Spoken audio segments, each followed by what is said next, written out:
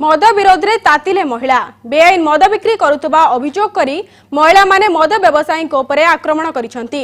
भंगारुजा करने सह मद व्यवसायी महिला आक्रमण करिसेंती।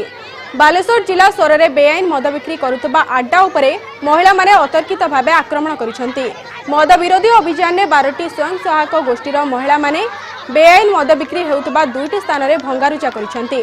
महिला माने मद बिक्री को विरोध करने को जाइतिबा बेले एहाकु मद व्यवसाय विरोध करिबारु विवादर सूत्रपात होइतिला। एथिरे स्वयं सहायक गोष्ठीर महिला माने ताती जाइतिले। मद दुकान रे भंगारुजा करबा सह मद बिक्री करुतबा महिलांकु मध्य अतर्कित भावे आक्रमण करिथिले। महिलांको आक्रमणरे मद व्यवसायी चंपा एवं काशी आहत होइतिबा जणा पड़िछि। अनंतपुर फांडी पुलिस घटनास्थल रे पहुंचिबा परे परिस्थिति नियंत्रणाधीन होइछि।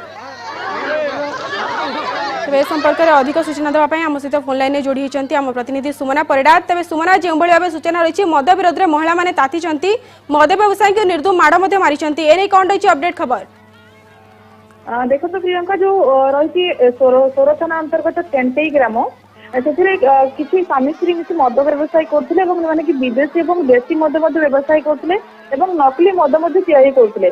तेज दीर्घ दिन धरी जो गाँव लोक मैंने बारंबार अभियोग कर थाना मामला दायर होता कि बारंबार पुलिस हाजत को जाती बाहरी आसती कारबार लिप्त रुहति जहाँफल कि गाँव वयस्क आरंभ कर जो कम वयस्क लोक मैंने मद पी परिवार खूब अशांति होती तेणु बाध्य हो जो स्वयं सहायक गोष्ठी अच्छी 12टी स्वयं सहायक गोष्ठी एकत्रित मिसी मद जो कारबार कर 2 जन चढ़ऊ करते जो मद बोतल सब भांगी देखा मिलता 400 रु ऊर्ध्व बोतल देशी और विदेशी मद बोतल जबरदस्ती से भांगी नष्ट करते फल विरोध फल जो मद व्यवसायी मैंने अच्छा विरोध करते उभयों मध्य गंडगोल होता।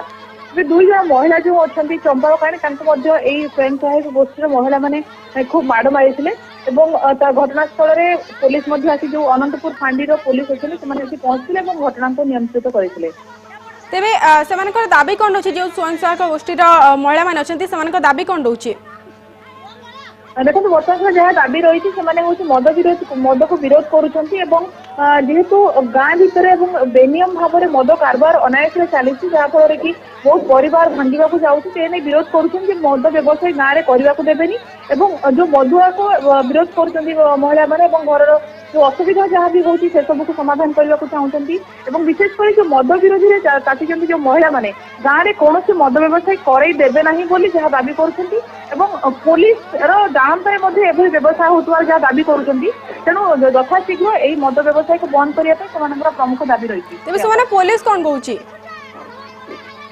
पुलिस से गतकाली गिरफ करिछि किंतु एई जो घटना घटी पूर्वर नाम रे बारंबार अभियोग होता पुलिस से नहीं जाए अल्प दिन मध्य पुणी बाहरी आसती व्यवसाय को पुणी कंटिन्यू करती यार कौन जोटा कि कंक्रीट समाधान एपर्यंत हो पार न बाध्य महिला मैंने एमती उग्र रूप धारण करके भंगारुजा कर आगामी दिन में कौन मद व्यवसाय गाँव में करदेवे ना बोली जो स्वयं सहायक गोष्ठी महिला मैंने जिद धरी बस पुलिस बर्तमान सुधा खाली जहाँ गिरफ कर मामला दायर किंतु कौन दृढ़ कार्यानुष्ठान एपर्यंत ग्रहण कर।